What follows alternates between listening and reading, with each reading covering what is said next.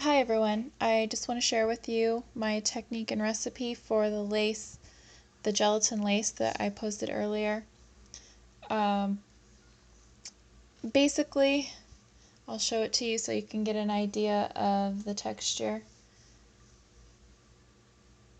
Very pliable, easy to work with, not sticky. And this one I made last night, and you can see still flexible. The recipe is I use Knox gelatin. Each one of these little packets is 7 grams. So one of those packets with a half a cup of powdered sugar, 1 cup of boiling water, mix that all together until it's dissolved, and then I add the white icing color, about 10 drops, just enough to make it the color I want. You can add any color you want, I just wanted white. The texture that it comes out, or the consistency, you can see very liquid, like water. Normally I use a dropper to put it into the mold, but you can use a spoon. A lot of people said that they didn't have a dropper, so I'll show you with a spoon. Go ahead and just set it into the mold and kind of start spreading it around. And this is where you want it to be as liquid as possible so that it easily moves into these crevices and details of the mold. And it likes to move out of the spot, so you have to kind of keep working it and spreading it around. So once you kind of have it all everywhere that it needs to be, I take a regular paper towel and just start kind of repeating the process and dabbing. And what that does is spread it around, and it also takes off the excess. You don't want to take too much off because, as you'll see, like right there, you kind of have to, that's why I like to use a dropper, because then I can just go back and add.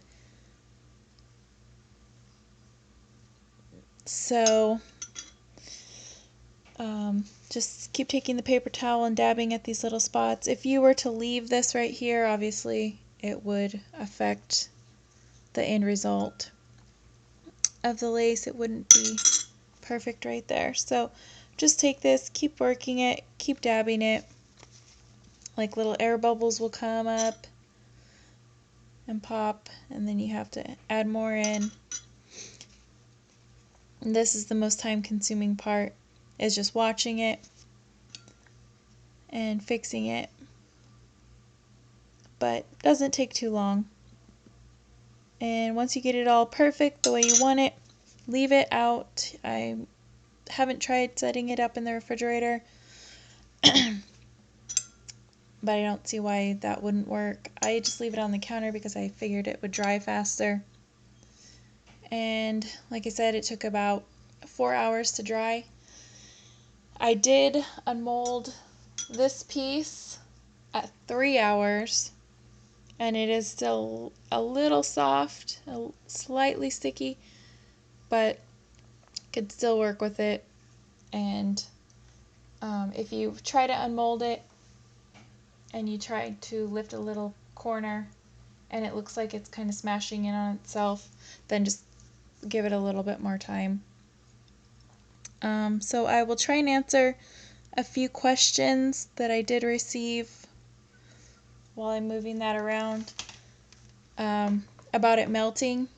It's basically Jello, so it's not going to melt unless you put it under extreme heat like the microwave or the oven or something like that, but it's going to be more stable than butter and buttercream, so it's not going to melt under normal exposure. It doesn't absorb into buttercream or melt on buttercream. It can go on buttercream, fondant. Those are the only two things I've tried to put it on. The flavor and the color, you can flavor it by adding fruit juice, substituting fruit juice for the water, or adding any sort of flavoring that you want to it. I personally just put sugar in mine because I don't see the point of flavoring it. It's so small. and it's usually going to be on accent pieces, like I'm putting it on making lace bows. Shelf life and storage, I'm not really sure. I from using gelatin in the past, have noticed in the fridge that it does get mold on it after a couple of weeks. I really don't see any reason to have it past a couple of days, but try it out and let me know. Also, when the portion of this that you don't use, it can be put in the refrigerator, it will harden up, and then just pop it in the microwave for about 30 seconds, a minute, until it's hot and liquid again, and then you can reuse it. The shrinking, it does shrink a little bit when you start to pull it out. I haven't had a problem with it shrinking too much, but on another forum, people have said that it shrank too much. If it's shrank too much to where it's too fragile to get out of the mold, just pour more gelatin on top of that and then let it harden again and try it that way. The mold, I got the mold for $3 on Amazon.com. Very cheap. Other sugar, you can use granulated sugars, any powdered sugar, any kind of sweetener that you want. The boiling water will dissolve it all. And then if it the Knox gelatin, I got it from my store, a local grocery store, but you can get that on Amazon.com if you can't find it anywhere.